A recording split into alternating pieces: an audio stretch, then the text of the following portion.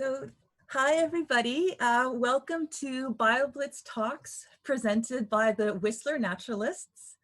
My name is Christina and I'm one of the volunteers with the Naturalists. And the goal of our group is to increase the knowledge of nature in the Whistler area and to share that nature knowledge with the community. This year is our 14th annual BioBlitz event, which is an event that introduces people to the real and fun science about biology and the amazing biodiversity that surrounds us here in Whistler.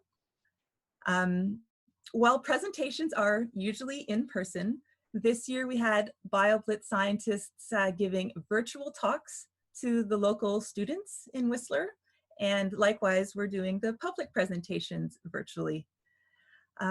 We also have a hard science component of BioBlitz, where scientists come to Whistler and they scour different ecosystems to increase our knowledge of the biodiversity of the species in the area. In just 13 weekends of BioBlitz spanning back to 2007, these experts have revealed at least 1,600 species not previously documented in Whistler, and we are close to knowing similar amount of numbers for Pemberton as well.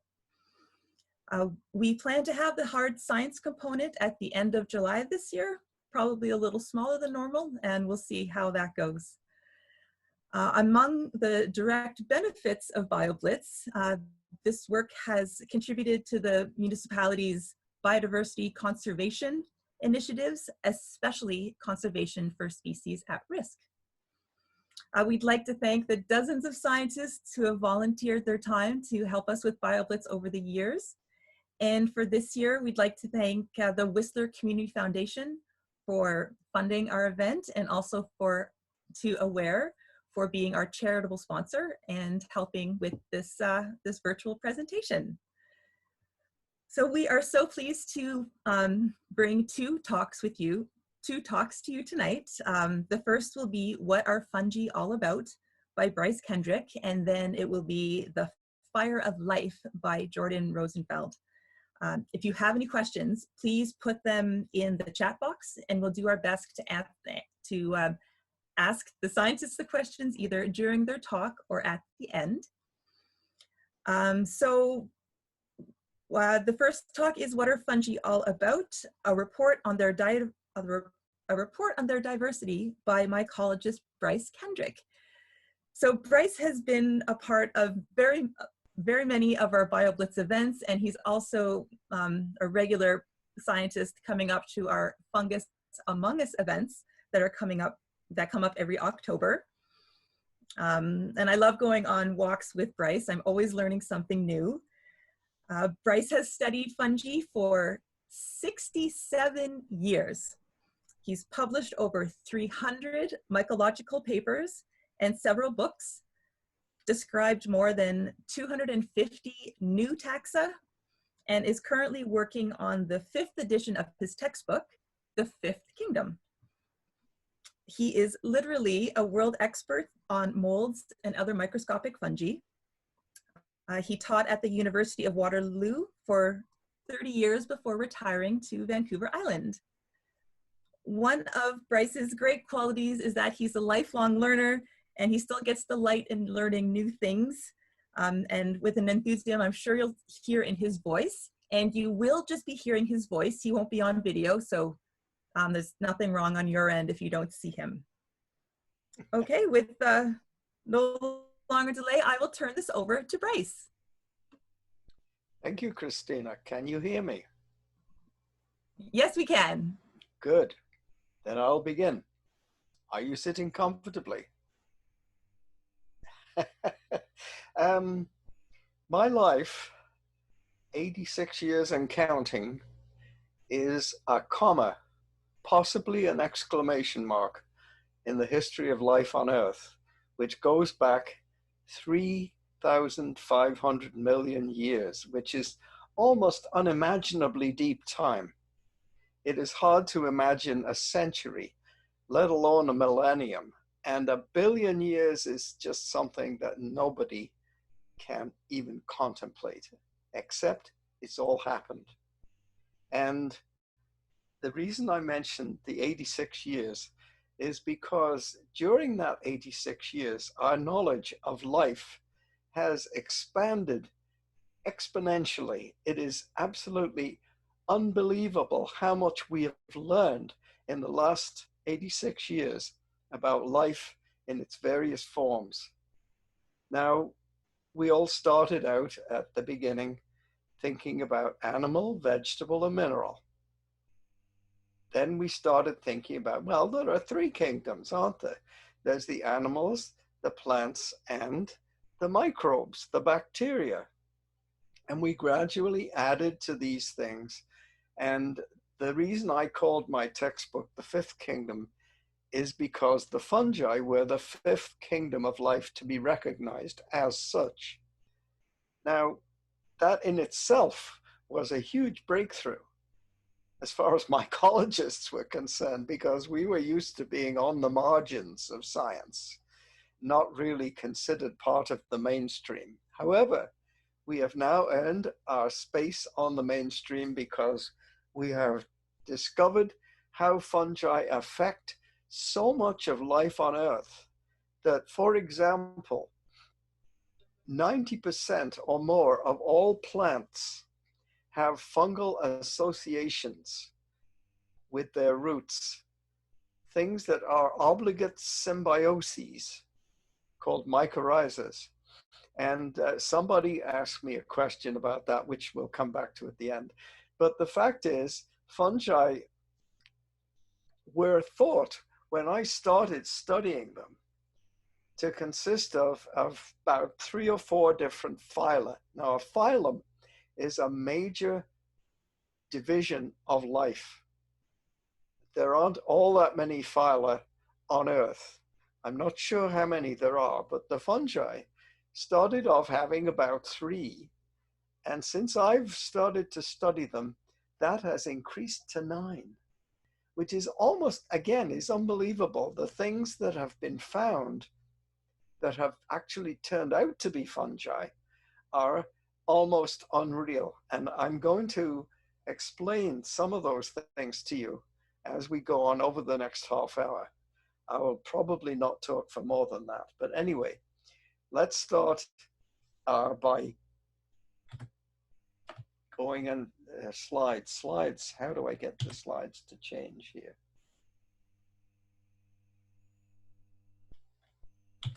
Yeah, woo. Okay. First slide, what is a fungus? Well, there are various forms of life on Earth, some of which have nuclei in their cells and some of which don't. And the fungi are among the ones that have nuclei, which makes them pretty special to begin with. It puts them up there with the plants and the animals. A fungus is heterotrophic. I'm sorry about all these long words. I didn't make them up, and they have very specific meanings, most of which come from Greek and some from Latin. So don't worry about it. Anyway, hetero means different, and trophic means nourishment or growth factors. And so basically, they can't make their own food. Now, the only things that can make their own food on Earth are bacteria, blue-green algae that is, and plants. Everything else on Earth depends on the things that can produce food from sunlight and water and carbon dioxide. So fungi are dependent on pre-existing life. Third one, fungi are osmotrophic. That means they don't eat things. They don't ingest them the way a lot of animals do. Although there are a lot of animals that don't ingest. For example, a tapeworm that lives in your gut does not ingest anything. It absorbs food. And so do a lot of other animals. But anyway, fungi are specifically osmotrophic. And I'll tell you exactly how they do that. Well, in a minute, because they develop a branched tubular body made up of narrow tubes called hyphae.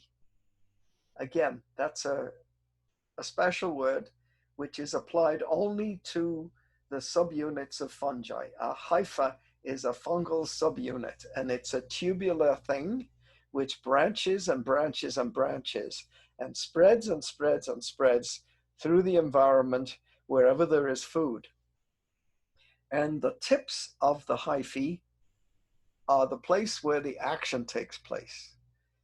That is where they put out their enzymes onto the substrates, the food substrates, and where they absorb the products of enzyme action. So, for example, cellulose is made up of a lot of molecules of glucose. Some fungi know how to disassemble cellulose and break it down into glucose again. At that point, they can take it in through the tips of their hyphae and use it as food energy. Then, another thing about fungi, which is kind of special, the walls of the hyphae are made mostly of chitin. Now, chitin is a chemical that's rather similar to cellulose, but it, instead of using glucose molecules, it uses N-acetylglucosamine as its monomer. So it's basically a lot of N-acetylglucosamine molecules strung together in a huge long line. And this makes up a substance which is quite resistant and quite strong, rather like cellulose in many ways, but different in other ways. Interestingly enough, chitin is the main substance of which the walls of insects are made up. So we see there is a link between fungi and animals in that they both use chitin, or many kinds of animals use chitin. And then the last funny thing about fungi is that they frequently reproduce by means of spores. A spore is a unit which detaches from the body of the parent and goes out into the world in order to reestablish the fungus somewhere else. A spore can be one cell or two cells or many cells, but they are almost always microscopic. Now that's a lot of words and a lot of explanation. Let's go on to the next slide and just have a few pictures that explain some of those things. The thing on the left is the tip of a hypha. And that's where the action takes place. And you can kind of guess that because there's a lot of little round blobs just inside the hyphal tip. And those are vacuoles in which there is or are enzymes and things like that, which the fungus is going to push out through the wall onto the food substrate. Now, the next picture on the right, in the middle, is of a colony, which is made up of a lot of branching hyphae. So if you can imagine that hyphal tip repeated hundreds, thousands, millions of times, you've got a fungal colony.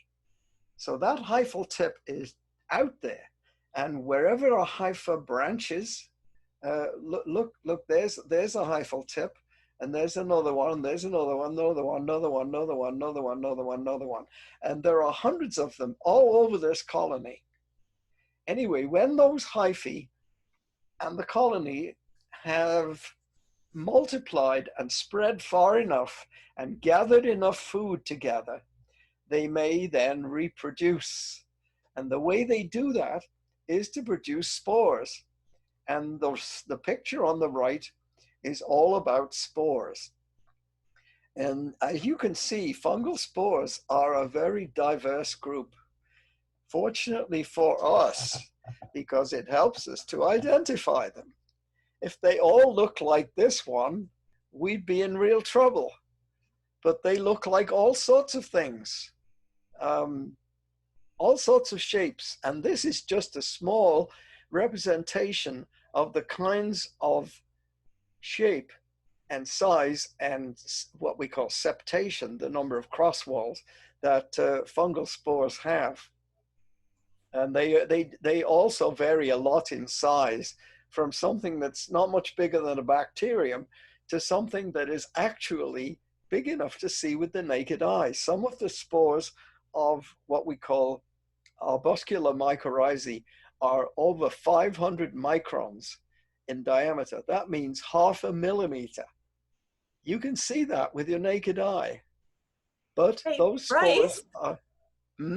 we had someone comment that the hyphae makes them think of neurons. Do you want to comment on that? Hyphae makes them think of neurons. Well, in fact, fungi communicate very effectively with themselves through the hyphae.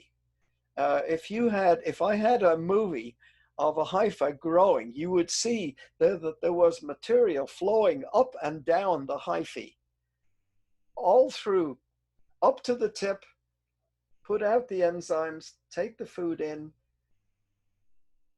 take the products of enzyme action in, and then feed that back into the middle of the colony. And eventually the fungus will gather together enough material in the middle to start making spores. Now, I don't think there's a direct comparison with a neuron, but they do have a kind of a chemical messenger system, which is not as fast as neurons, but it works almost as well. Fungi don't grow, they don't act as quickly as animals do, but they do act relatively quickly. And these things, a colony like that can form in a day. And in a week, the thing could be several centimeters across, and it could be producing millions and millions of spores of whatever kind you like here. So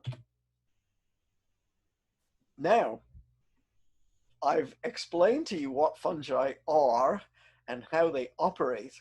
So the question is, how many different kinds of fungi are there? And I'm not just talking about species or genera or families or orders or classes. I'm talking about phyla. A phylum is a huge evolutionary step taken sometime in the past, maybe 100 million years ago, maybe 400 million years ago. But a phylum is a major thing, as is a kingdom, even more major. I won't be going into the kingdom thing, but the phyla give us enough trouble to deal with tonight. So I'm going to explain how all of these phyla are different while remaining in the same kingdom. Now, I've given you the characters of the kingdom. There will not be a test, but try and remember the things I said that are common to all fungi. Here are the 9 phyla. Wow, long words. Now, when I started off in mycology, there were only, let's see, Chytridiomycota existed, Zygomycota existed, Ascomycota existed, Basidiomycota existed. The others were not known. Nobody knew that these things were a phylum. They were thought to be zygomycetes.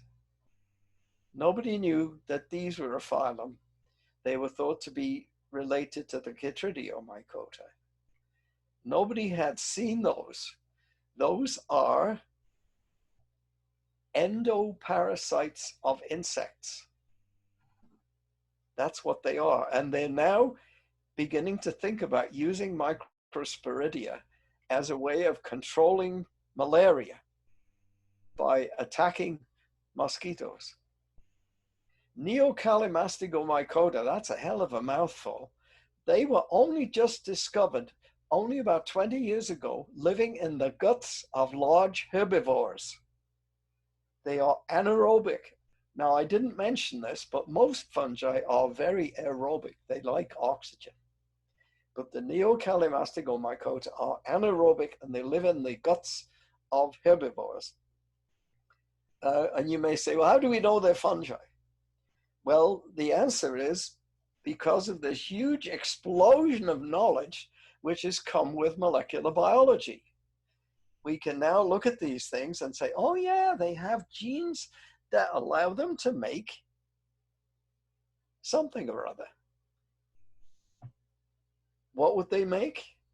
These things, they frequently, the Cryptomycota, another one that's just been discovered in the bottom of a pond in Oxfordshire.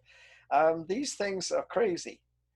They don't look like fungi, they don't behave like fungi, but they are, because they produce chitin at some point in their life cycle. Anyway, let us now plow ahead and see how these different phyla work.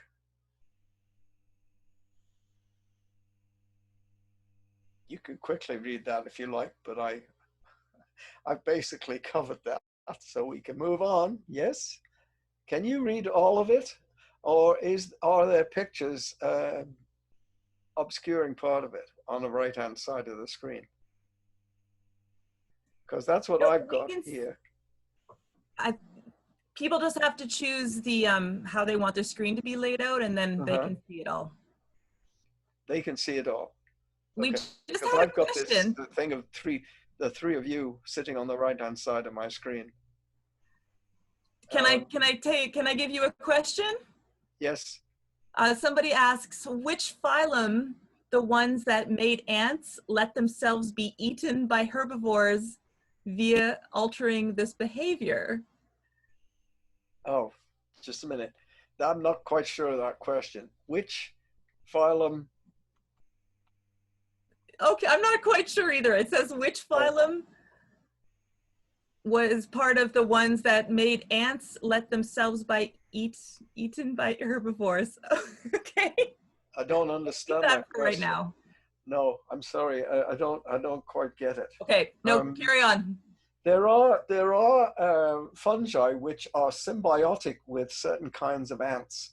The leaf-cutting ants, which live as far north as Texas and right down through Central and South America, have domesticated certain kinds of fungi, and they keep them in special underground gardens below the surface of the soil. And there are a number of these fungi which don't fruit. They don't produce mushrooms or anything like that. And if we go across the Atlantic to Africa and Asia and Australia, we get termites which have domesticated fungi. But those are different fungi. Those are Basidiomycetes. Those are actually mushrooms of the genus Termitomyces.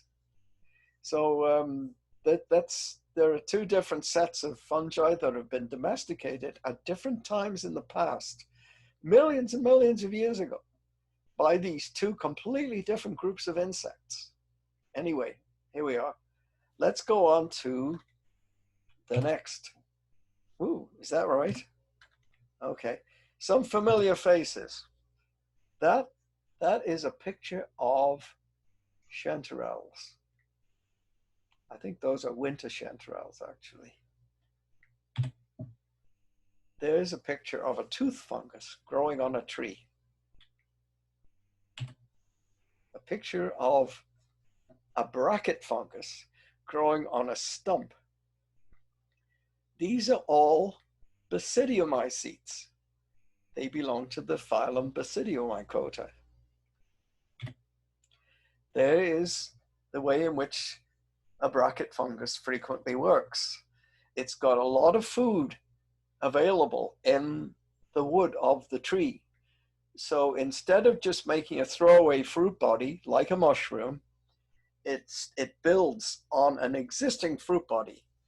And sometimes those things can go on growing for many years. And as you can see here, there's a there's the first year, and there's the second year of growth, and there's the third year of growth. So we've got a fungus fruit body there that's at least 3 years old. It's sitting in the same place on the same tree, and it's using the food that's in the tree.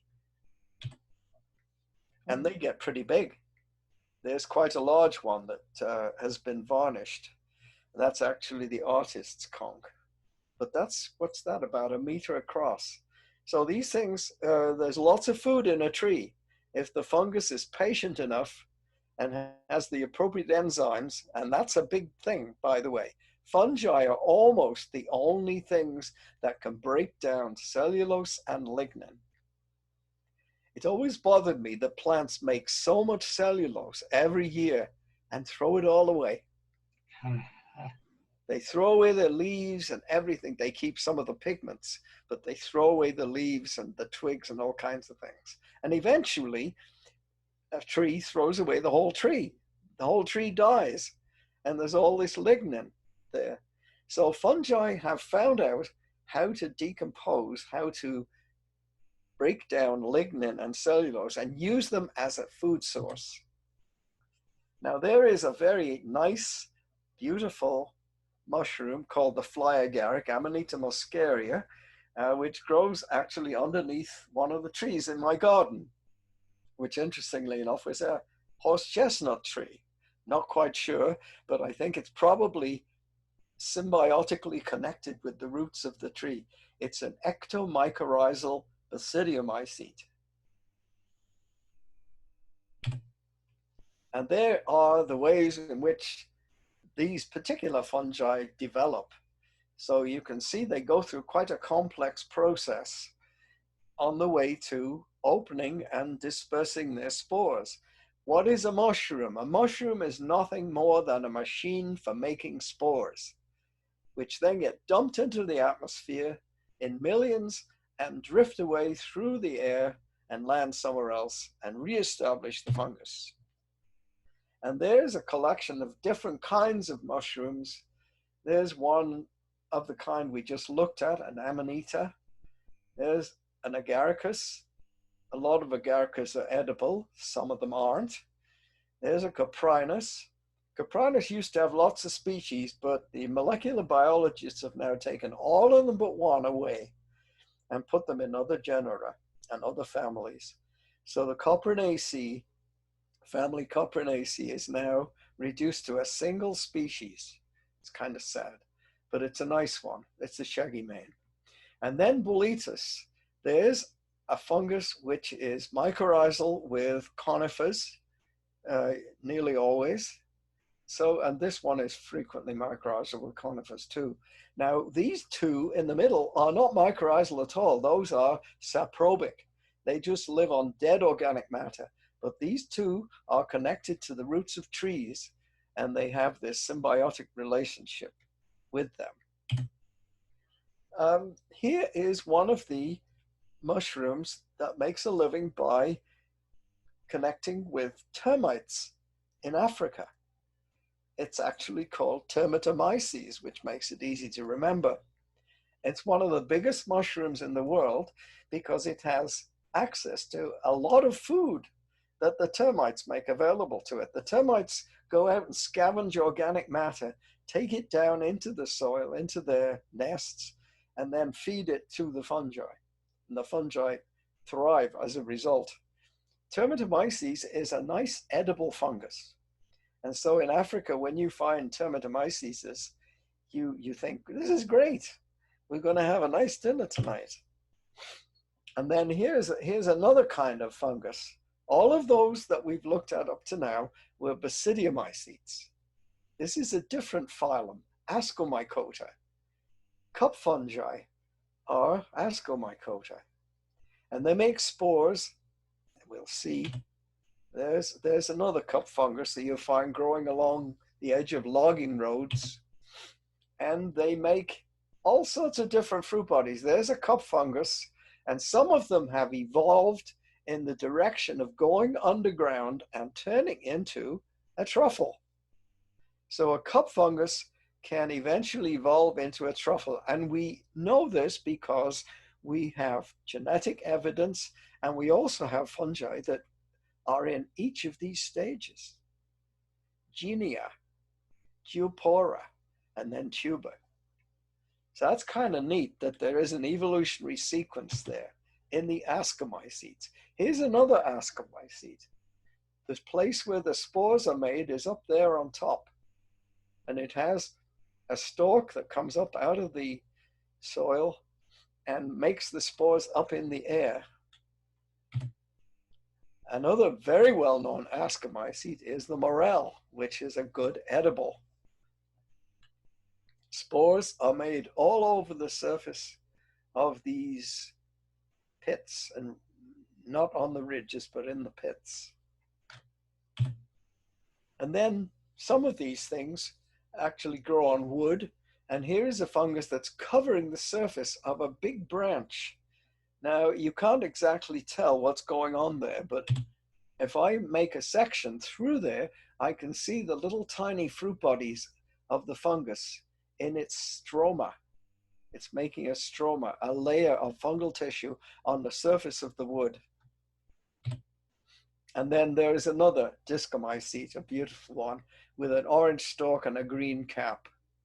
The spores are made on the cap. So these are all ascomycetes. They don't look like mushrooms, do they? Not really. And here's another one that attacks the leaves of the big leaf maple. And it makes its fruit bodies in these little tiny black dots all over. And each of these areas on the leaf was started by a single spore landing on the leaf and managing to get in and cause an infection. Strange to say, the fungus, in the interest of making its fruit body, seems to help the leaf, at least a bit of it, to stay alive longer in the fall. It's a very strange thing, that, a very interesting observation. Here's another ascomycete, which is a parasite and takes over the fruits of a grass and turns them into a mass of its own spores. And here is another ascomycete of the same group, which attacks spiders. I found this in Ecuador in a cloud forest, sitting there, large as life, but obviously dead as a doornail. This was a huge spider. It was called a bird-eating spider. I forget what the name of the genus is now, but the fungus, as you can see, has taken over the spider's body and is now coming out and making its own fruit bodies. It's an amazing thing. I brought that fungus home and the spider from Ecuador in my dirty laundry, and it is now reposing in the herbarium of the University of British Columbia. Illegally, I suppose, but it was a beautiful specimen. We couldn't just let it go. And then here are some really weird ascomycetes. They live on the outside of water beetles, aquatic insects. They attach themselves to the insect by a little root. Those things I'm pointing out here, they do not invade the body of the insect. So who knows where they get their food from? But they are some of the weirdest ascomycetes. But they are ascomycetes. They make acai. And there's a cover of Mycology, one of the journals, which shows exactly where these fungi are attached to the beetle. This is a water beetle. And these are the bodies of the fungus attached to different legs. And it's thought that these fungi get passed from one beetle to another during sexual intercourse, which is kind of an interesting. So this is an STD for beetles, a sexually transmitted disease for beetles, which doesn't do them any harm, fortunately. And doesn't, it's not a stain on their escutcheon. Now, we've looked at 2 of the 9 phyla. Here's how you tell them apart. The Basidiomycetes have a special kind of microscopic cell in which their sexual fusion takes place. It's called the basidium. The Ascomycota have another equally strange microscopic cell in which their sexual fusion takes place. And here are pictures of them. As they develop, they are very similar for much of the development, and only in the last stages do they begin to look really different. So this is an ascus, and an ascus is a cell that contains a group of spores, usually 8, but can be anything from 1 to 1,000 or more. Basidiomycetes have this kind of spore, this kind of cell in which the spores are formed outside the cell and are shot away into the air in a very delicate mechanism. These are also shot away into the air through the end of the ascus. So they both get forcibly expelled from the fruit bodies that make them. Now for the other 7 phyla. Oh my God, 7 phyla still to go. We'll never make it. The phylum Zygomycota, which include the bread molds. I said 4th, I think I meant 3rd there, but anyway, the bread molds are things that if you leave bread long enough, sometimes they'll make something that goes black, sometimes it'll turn green, which means it's doing an ascomycete. But if it turns black, it's usually producing something we call a zygomycete. And here you have the sexual arrangements of a zygomycete, completely different from the ascomycetes and the basidiomycetes. These 2 cells come together and fuse, form this dark body, which eventually develops to give a new spore-producing structure and outgo the spores. But this is where the sexual fusion takes place. In most zygomycetes, there is another asexual stage, as there is in many ascomycetes and basidiomycetes as well. And that's usually more common and conspicuous than the sexual stage. So here is one that grows on the droppings of rats in Death Valley. That's where it's found. Now, rats are creatures of habit, and they tend to follow the same route every day. And here is a setup of the asexual stage of a fungus, which is meant to attach itself to the hairs on a rat, like a tiny spring might trap a hair or get attached to it. It's a weird, weird thing. Okay, now the Chytridiomycota.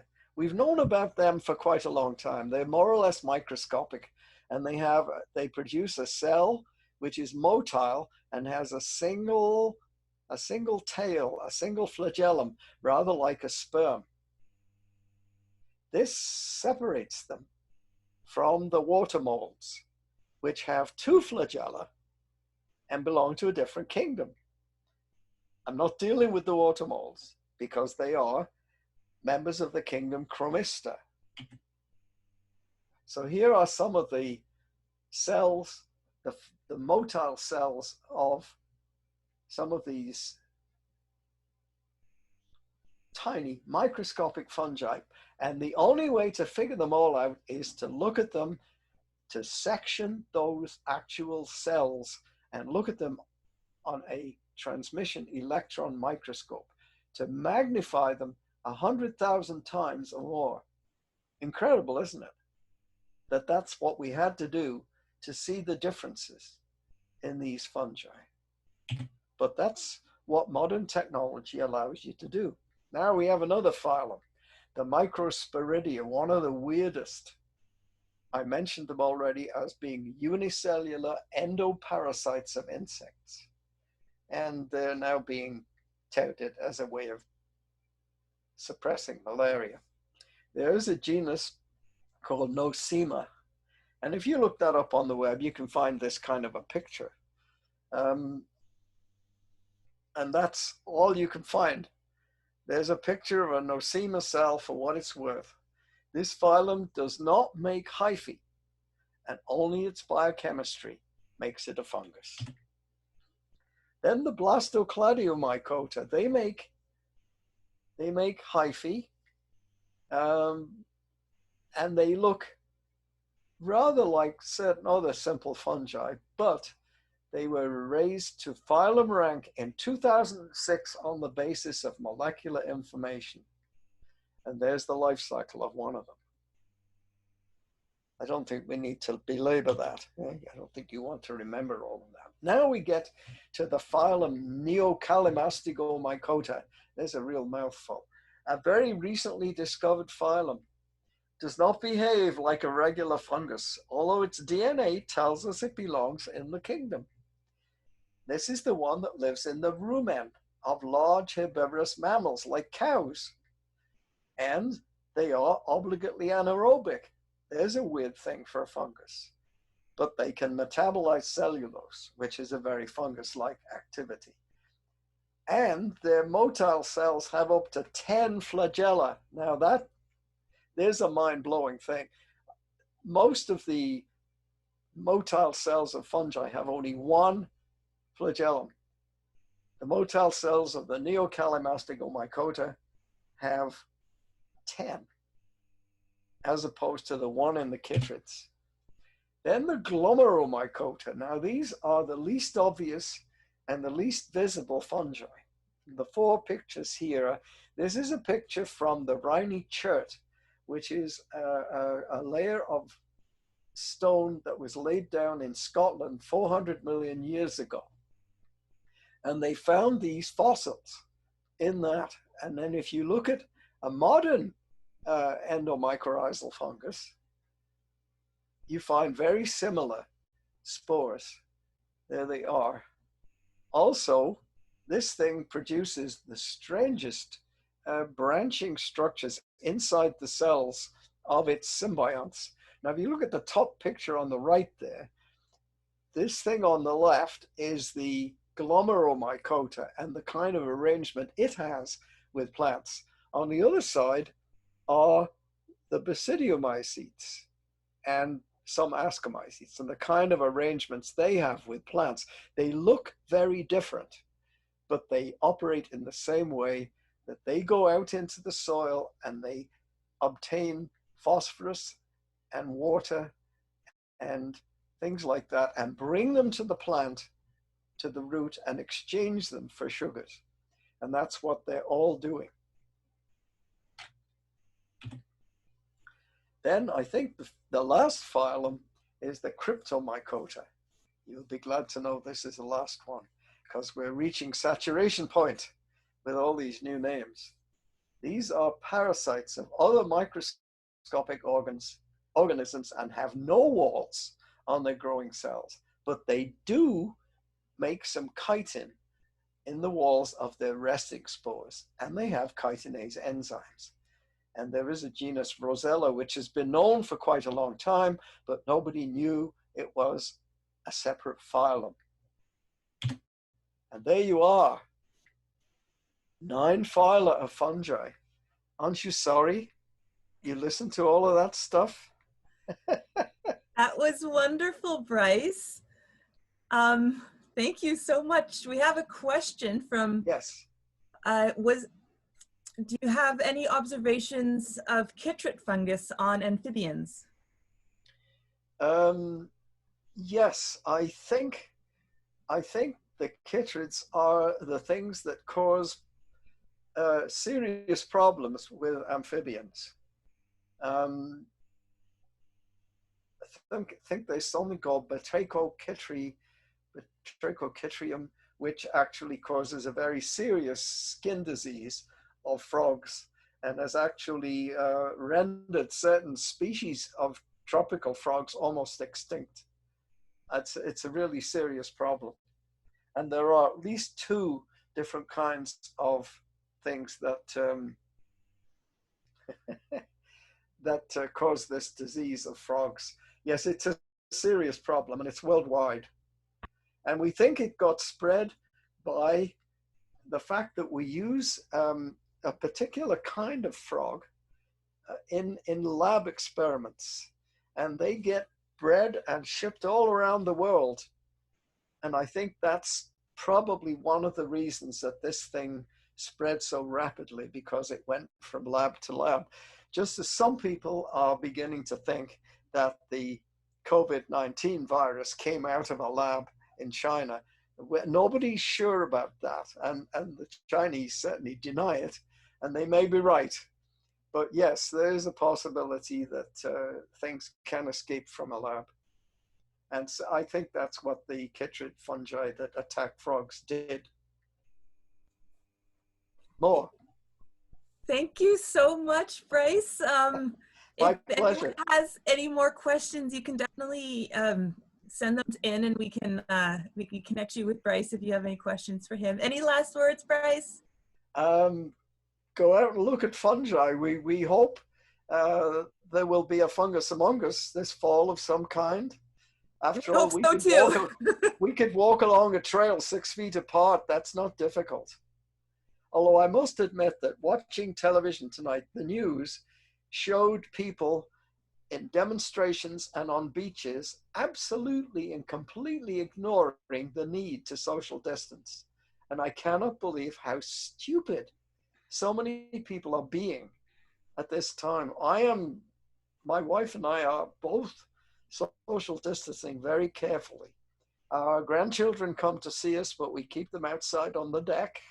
We don't let them into the house, that kind of thing. No, we're being very careful, and you should all be very, very careful. We've only had one case on the island in the last several weeks, and with any luck, we can keep it down. Keep them all on the mainland. Ha ha.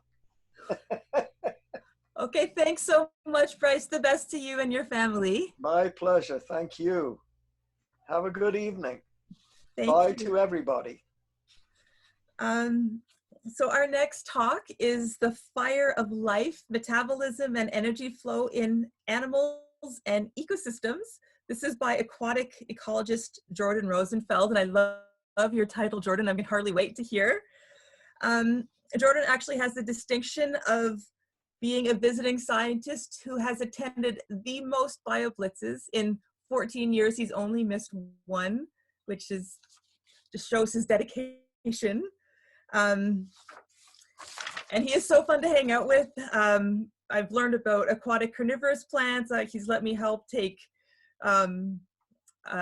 samples of plankton from our local lakes. It's always great. Jordan lives in Vancouver, and his childhood was spent in Ontario collecting bugs and falling into streams. He eventually blundered out to the West Coast, where he studies the effect of habitat on ecological processes in streams and energetic constraints on fish distribution and abundance. His specific research is focused on modeling fish habitat requirements of fish species at risk, optimal stream flows, bioenergetic modeling of juvenile salmonid growth, and understanding how habitat structures affects energy flow in streams. So take it away, Jordan. Okay, thanks, Christina. So I'm going to bring up my talk. What do we got here? Doink. Okay, let's see. Doink. Oh, there we go. Okay, so can people see that, or are they still seeing my, is it full screen? Yeah, we can see it full screen. Awesome, Jordan. Okay, awesome. Cool. Well, thanks for Christina for the intro, and Whistler BioBlitz for inviting me to do this. So I'm going to talk about the fire of life, metabolism and energy flow in animals and ecosystems. And that's because I think energy flow and metabolism is really cool, and I hope you guys do too. So the fire of life is really oxidative respiration or metabolism. And the term fire of life was coined by the Swiss physiologist Max Kleiber to describe respiratory metabolism, which is energy use or conversion in animals. And I'm actually going to start off by talking about real fire like this. So real fire is high temperature oxidation. So basically, organic molecules like wood, get my laser pointer going here, like wood, and I've got the chemical formula for glucose here, C6H12O6. And like Bryce said, wood is just glucose that's in a long chain polymer form. So when fire burns, it's combining oxygen with essentially glucose to generate carbon dioxide, which is our well-known greenhouse gas, and water. And at the same time, it also generates a lot of heat. And just to sort of highlight the fact that water is also produced, this shows the tailpipe of a car. And what you'll notice is that when the car isn't really hot yet, you'll have water coming out of the tailpipe. And that's water from combustion of gas. And until the exhaust gets hot enough, it won't vaporize. So that's actually a byproduct of combustion. So high temperature oxidation is something that animals don't do because it's kind of risky. It can result in bad things. For example, stuff like this. So animals avoid the sort of high temperature oxidation, and we essentially do low temperature oxidation when we do our metabolism, and that's much easier to control. And the analogy I'm sort of going to give here is, if you've got stick persons standing on top of a cliff here, and they've got this big boulder, this boulder is in a position of relatively high potential energy. It's relatively unstable, but it's got lots of energy potential. And when it gets pushed off the cliff, that energy is released in terms of motion, sound, heat, and friction when it hits the bottom. And it ends up in a more stable position with low potential energy, but it's released a whole bunch of energy. And that's kind of analogous to fire. So when wood is burned, it releases a ton of energy, and you end up with carbon dioxide and water, which are oxidized products, which are quite stable. So when glucose or carbon is burned in an animal like us, it takes place in these smaller incremental steps. So you've got a smaller release of energy, and then our metabolism captures that release of energy through oxidation and things like ATP, which then goes on to fuel cellular metabolism. And through this oxygen cascade, you do end up with carbon dioxide and water still, because that's what we produce, but the energy is incrementally captured, and that's what runs our metabolism. And that metabolism, when we oxidize food, is used to do things like build tissues like proteins, fats, carbohydrates, DNA, and also tissues like muscle, and essentially all the tissues in our body as we're growing.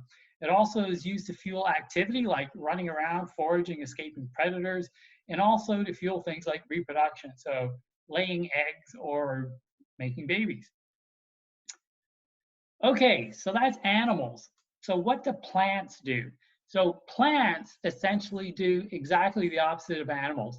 Plants do respiration, oxidative respiration in reverse. Animals burn carbon by combining with oxygen to produce CO2 and water. And what plants do is they take sunlight and then they use sunlight to convert water and CO2 into essentially cellulose. And a byproduct of that is oxygen.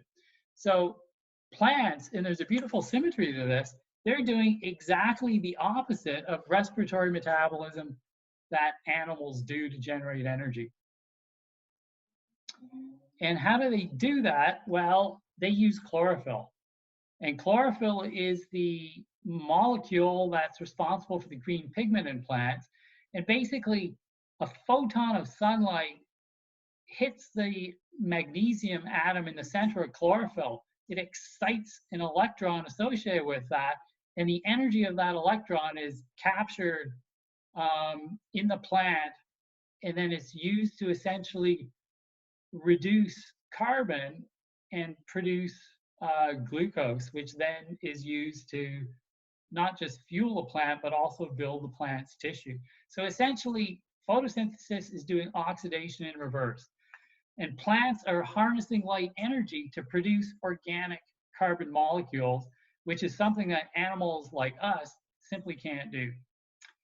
And there's two other things to note about plants. One is plants have basically generated all the oxygen in the Earth's atmosphere.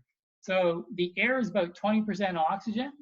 That oxygen is being created as a byproduct of photosynthesis over the previous billions of years, however long plants have been around. So we're dependent on plants for the base of the food chain and for our food, but if it wasn't for plants, we wouldn't even have oxygen to breathe. And the other thing to note here is that plants photosynthesize during the day when the lights are on, but at night when there's no light, plants use oxidative respiration because they still need to grow and do other tissue maintenance things. And the only way they can do that is by oxidizing glucose and other products to generate energy. So plants photosynthesize during the day, but just like us, they also are capable of respiration. So from a physiological standpoint, plants are pretty amazing. They not only do oxidative respiration like us, they also do photosynthesis. Okay, enough on plants. Now I'm going to switch back to animal metabolism. So from an energetic standpoint, there's two types of animals. The first type are endotherms, and those are the warm-blooded animals, and that's basically birds and mammals. And then ectotherms are cold-blooded, and that's basically everything else. So lizards, snakes, amphibians, fish, insects, and invertebrates. And the deal with endotherms, birds and mammals, is that we can actually maintain our body temperature steady so that it stays at a constant temperature independent of what the environmental temperature is. In contrast, cold-blooded animals like lizards, snakes, amphibians, fish, and insects, their body temperature takes on the temperature of the environment, and hence that's why they're called cold-blooded. Things like lizards and snakes and also insects, they can move into the sun to warm up, so they can do tricks to actually change their environment to some extent, but their temperature is still limited by environmental constraints. So there's advantages to being an endotherm, and there's also advantages to being an ectotherm. So one of the advantages of being an endotherm is you can remain active at all temperatures. So in the middle of winter, we can still run around, even though it's cold out. And that's a really big advantage in a lot of ways. That means if you're a mouse under the snow, you can still run around and grow. If you're a snowy owl, you can still fly around and capture mice under the snow. The other advantage, or one of the other advantages of being an endotherm, is that you can grow really fast. Because metabolic rate is temperature dependent, if you're warm-blooded, you can really, really, really jack up the rate at which you do physiological things, and that includes growth. Advantages of being an ectotherm are, if there's not a lot of food, you can essentially go dormant. So if you're an insect, you can essentially hibernate under the bark or under a rock for the whole winter when it's cold out, and your metabolic rate is so low, you can overwinter without basically dying. In contrast, if there's not a lot of food around, and you're a mammal, you're in big trouble. So some mammals can lower the metabolic rate, like bears, to hibernate. But basically, a high metabolic rate comes at a cost of needing a lot of food. Another advantage of being an ectotherm is they got a really high growth efficiency. So if you're an endotherm, like us, you're spending a lot of energy maintaining a high body temperature. And that means your actual growth efficiency is pretty low. Whereas an ectotherm isn't wasting a lot of energy keeping their body temperature high, they can redirect that energy to growth. So in terms of growth rates, I'm going to show you a figure that illustrates this.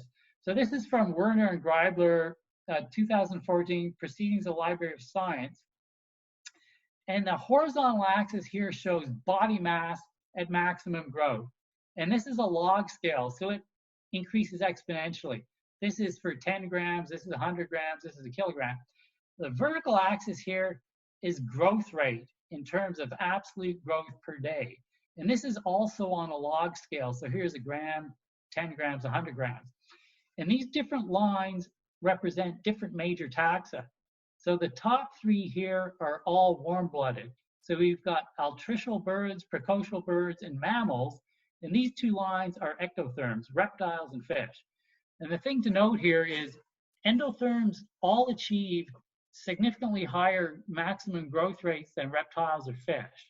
And the way this shakes out is if you're a 10-gram bird, say a fledgling, right? You're growing at the rate of about 1 to 2 grams per day. So you're growing at about 10 to 15% of your body weight a day as a bird that's growing in a nest. And that's incredibly fast. So altricial birds are the birds that live in nests, and when they hatch, they're kind of helpless. So their parents have to feed them. So these birds grow at 10% a day, some of them. That means that they can grow to adulthood in like 10 days, which is unbelievably fast. The next fastest growing animals are precocial birds. And precocial birds are like chickens where they hatch out of the egg, and then bingo, you've got this little chick which can already run around and feed. So they grow fast, but not quite as fast as altricial birds. And then mammals are next in terms of growth rates. And then reptiles and fish are lower.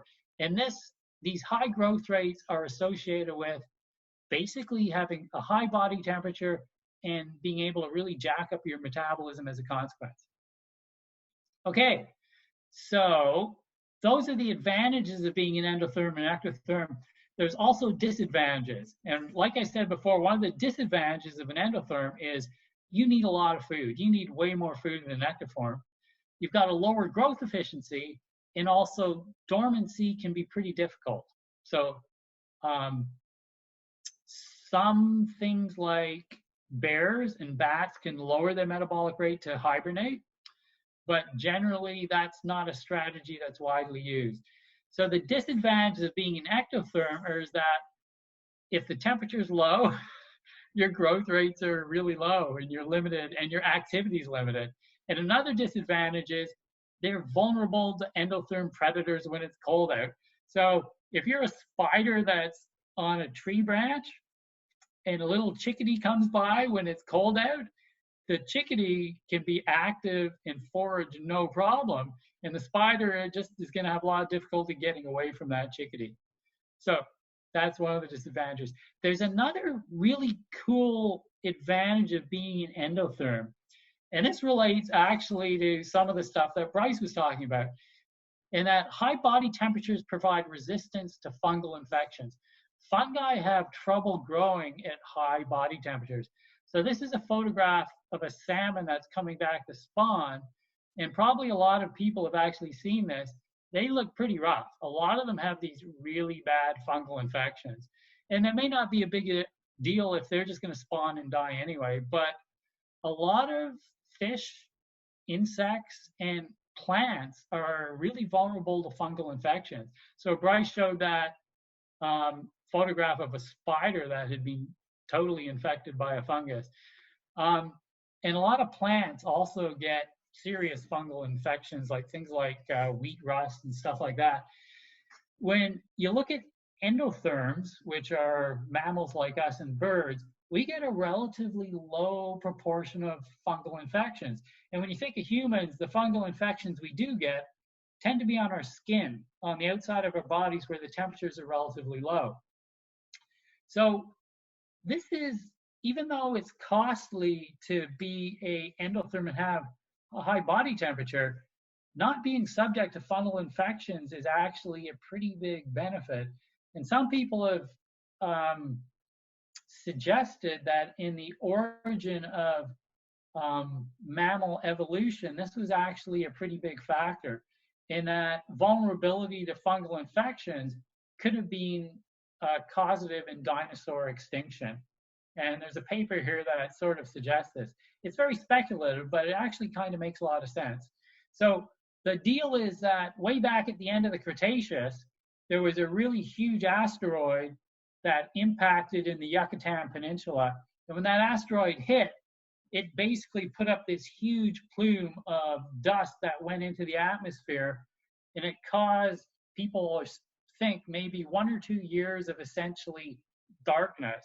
So the lights were shut out, and all the forests basically died because there was no light. So you had this huge decomposition of plant matter, and there was the fossil evidence suggests that there was a huge proliferation of fungal diversity during that period because there was so much stuff that the fungi could start decomposing. And because it was dark decomposing, and dinosaurs and cold-blooded animals were already probably stressed by not having a lot of food, they could have been vulnerable to some serious fungal infection. And these guys speculate that that may have contributed to the decline of the dinosaurs. But at the same time, our prototypic warm-blooded ancestors were probably fairly resistant to fungal infections because of their warmer temperatures. So it's very speculative, but this could have actually played a role in the success of warm-blooded animals. Okay, so I'm going to switch gears, and I'm actually going to talk about bioluminescence, mostly because bioluminescence is kind of cool, right? It is related to energy metabolism to some extent, but it's just neat. So what I think is really cool about bioluminescence, so bioluminescence is where plants and animals produce light. So when you look at normal energy metabolism in plants, they're harvesting sunlight and they're converting it into chemical energy so that they can grow and do stuff. Bioluminescence is the opposite. That's where plants or animals take chemical energy and they convert it into sunlight, or not sunlight, but light. And I like that because it's very symmetrical. It just shows you that the physiology of life is incredibly plastic, that it can reverse these different reactions. So the compounds that do this are luciferin is a protein compound that when it's oxidized in the presence of an enzyme called luciferase, it emits light. And you gotta love biologists who come up with these terms for the different chemicals. So bioluminescence is seen in a huge variety of life forms. So everybody knows about fireflies that emit light for mating. Lots of fish are bioluminescent, and they do that typically to attract food. And this particular fish, I think these are lanternfish, they're not actually doing the bioluminescence. The bioluminescence is actually produced by symbiotic bacteria that live in these little pockets in their head and basically do the bioluminescence for the fish. And even fungi will actually bioluminesce. But bioluminescence that a lot of people who live on the West Coast here may be familiar with is bioluminescence by phytoplankton in the ocean. And this is also quite widespread. So if you look at, say, intertidal areas or the ocean during, say, late July and August here when the water is fairly warm, there's phytoplankton that actually bioluminesce. So when individual single-cell plankton algae are physically disturbed, like if essentially the equivalent of punching a phytoplankton in the nose, they will emit a little flash of light. And when there's enough of them, you can actually see waves lighting up on the shoreline. Or if you're kayaking through the water at night, the bow wave of your kayak will light up.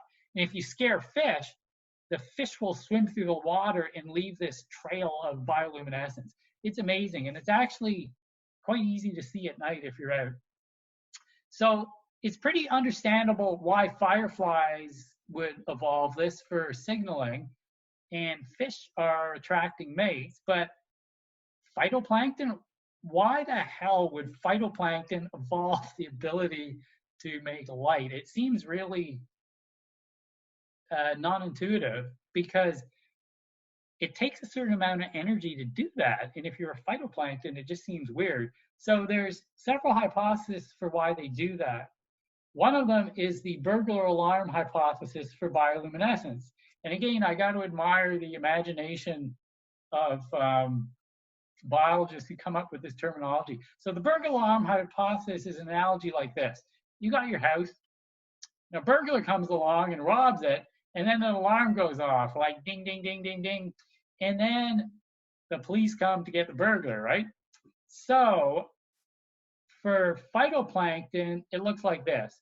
You're a bioluminescent phytoplankton at night, and phytoplankton are eaten by copepods, among other things. So copepods are marine zooplankton. You also get them in freshwater, and a lot of them are herbivores. So they go to eat phytoplankton. And when they do that, they grab the phytoplankton, and that mechanical disturbance of the phytoplankton causes it to actually bioluminesce.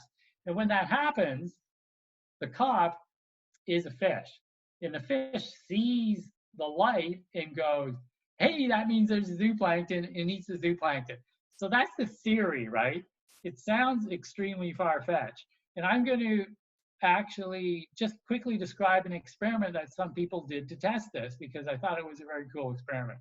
So this is an experiment from way back in 1993 by a couple of aquatic scientists at the Pacific Biological Station in Nanaimo. And what they did was they took a whole bunch of replicate 8-liter fish tanks, and some of them they put in non-bioluminescent algae, and some they put in bioluminescent algae.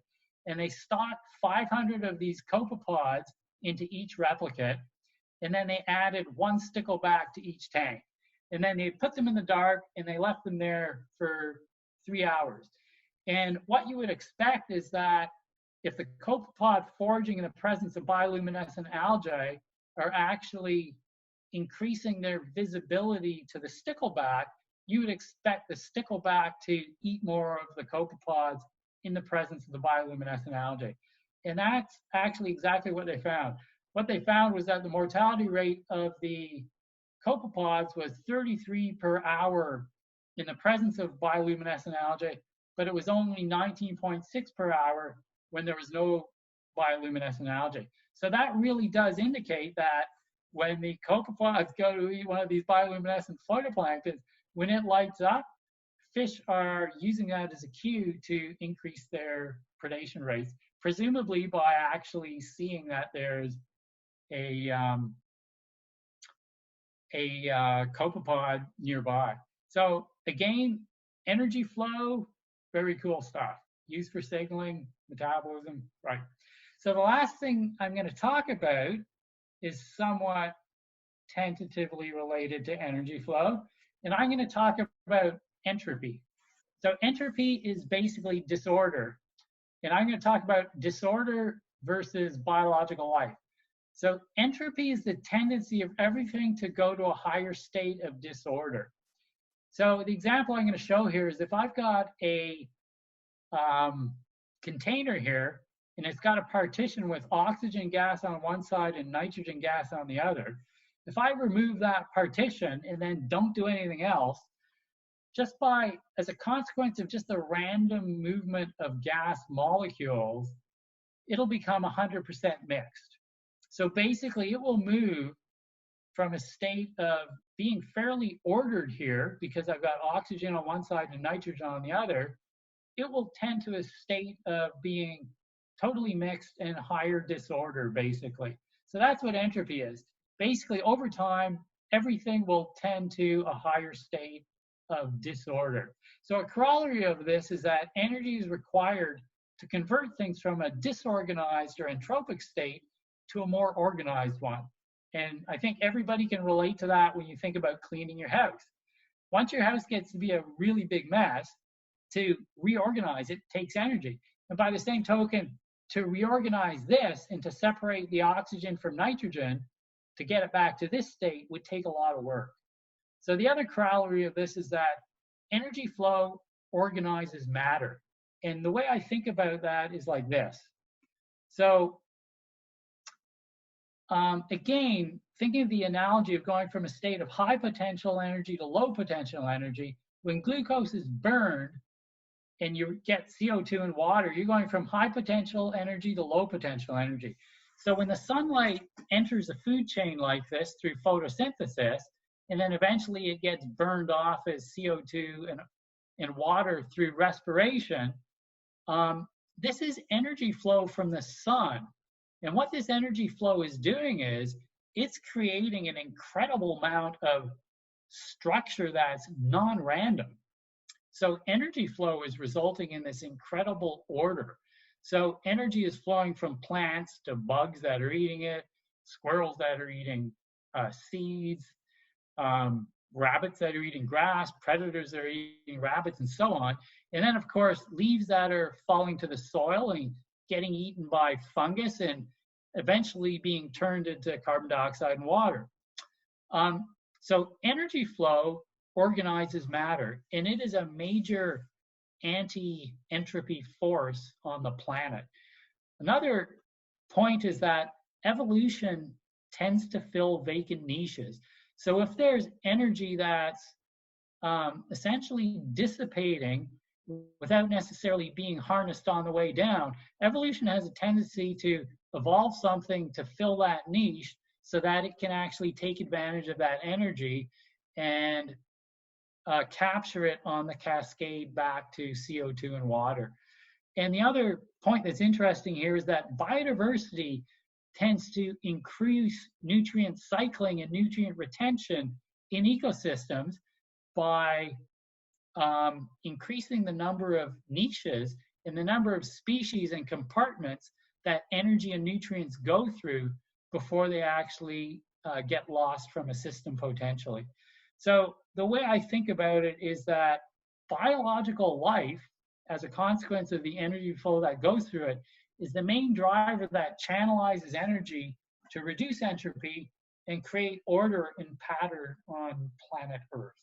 So that's sort of looking at a big picture, high elevation view of the role of energy flow in biodiversity.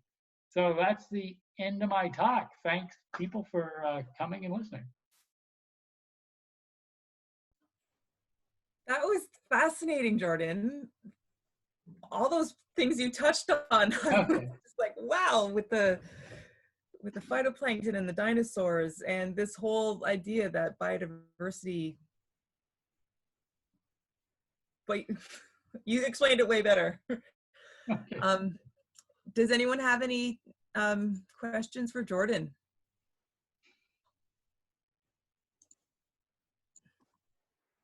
Oh, someone says, well, if you can read that, Jordan, that they wish you had taught their college biology course. Okay, cool. I'm glad people liked it. It really was a lot of basic kind of high school biology, but kind of packaged together. Yeah. That role of biodiversity on keeping, can you explain a bit again? Sure. I guess one way to think about it is food chains in ecosystems are this complex web of interactions involving predation, competition, and a lot of nutrient cycling going on in there. And when you look at what humans do to ecosystems, we tend to really simplify ecosystems. So we tend to take a complex, say, forest or grassland, and we'll turn it into a field of corn, right? Which is a really simplified ecosystem. And when you simplify an ecosystem like that, it tends to become a lot less leaky. It doesn't recycle nutrients as well. And what happens is when it rains or when you spray fertilizer on it, a lot of those nutrients actually escape from the ecosystem, and then they end up in runoff in streams and rivers, or they end up in the ocean, and you end up with a lot more nutrient pollution and things like that. So natural intact ecosystems that have a lot of these trophic connections tend to be much better at recycling nutrients. for example. So I don't know if that sort of gets at what you were. That makes, thank you. If I was a bit slow, I apologize. That makes total sense. Yeah, cool. I have another question about fish being ectotherms. How do they manage in cold water? Okay, so that's a really good question too. So sure, we're endotherms, so we can be active at all temperatures by maintaining a constant temperature. But fish in cold water and insects as well, they still do have their physiology adapted so that they can maintain a certain amount of activity at cold temperatures. So there's fish in the Arctic where the temperature is close to zero, right? Their metabolism is calibrated so that they can still be active and grow at those cold temperatures. They're adapted to the cold temperatures. But what it means is that the lower temperatures will probably still mean that their maximum growth rates will be lower than, say, a mammal, but they can still adapt their metabolism so that they can be very effective at lower temperatures. But it means that the range of temperatures over which they can operate may be much narrower than ours, right? So human beings, if we got enough clothes, we can still be active at -20 or -30, right? That an Arctic fish might have a temperature range from, say, -2 to 10 degrees Celsius. And if it goes over 10 degrees Celsius, it may die. And thank you.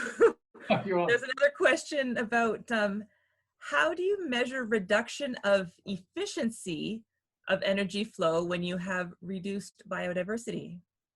Oh, right. Reduction of efficiency in energy flow. Well, yeah, that's an interesting question. So I guess if you look at the total production of everything, so if you look at, say, production of plants, the production that you can get out of a cornfield when you're spraying it with fertilizer and it's a monoculture like that can actually be pretty high in terms of kilograms per hectare that's produced, right? But if you look at the production of the entire plant community in a forest that's not a monoculture, and you include everything, then the production of that could potentially be way higher than a monoculture of corn. So a lot of scientists have actually looked at that, and the results have been a bit ambiguous to some extent. But the idea is that if you include multiple species that are doing different things and occupy different niches, the production of the overall ecosystem can actually be higher than it might be in a monoculture system. But it does depend to some extent on the actual species that are present. So I don't know if that really answers that question super well. But the way you would compare production between ecosystems in principle would be to look at production of absolutely everything. So are you seeing those comments as well, Jordan? The last ones I am. So the complexity also contributes to the yeah, to some extent, sure. I haven't seen the earlier ones, Christina. So if you want to ask me earlier ones, that might be a good idea. Yep. But that depends on how long you want questions to go on for. I'm easy, but I'll let you handle the question part of it. Okay. If you're okay with that. Oh yeah, for sure. I didn't miss a lot of people saying thank you. That's super cool. Did you ever work at NASA Ames? You look familiar? No, I never have. Okay. All right. Hopefully I'm not missing any questions if they are there. You explained everything so well. That was Cool. fabulous. So Well, thank you for inviting me. thank you so much for taking the time to speak with us, Jordan. And I really hope we can see you for an end of July field BioBlitz. I hope it can happen. And yeah, any last words? No, I just like to say thanks a ton for inviting Bryce and I to present. And it was great seeing Bryce, and it was a fun opportunity. And I'll see you guys in July. Okay, that's awesome. Thank you, everybody, for joining us. Thank you, Bryce. Thank you, Jordan. And we'll see you guys next time.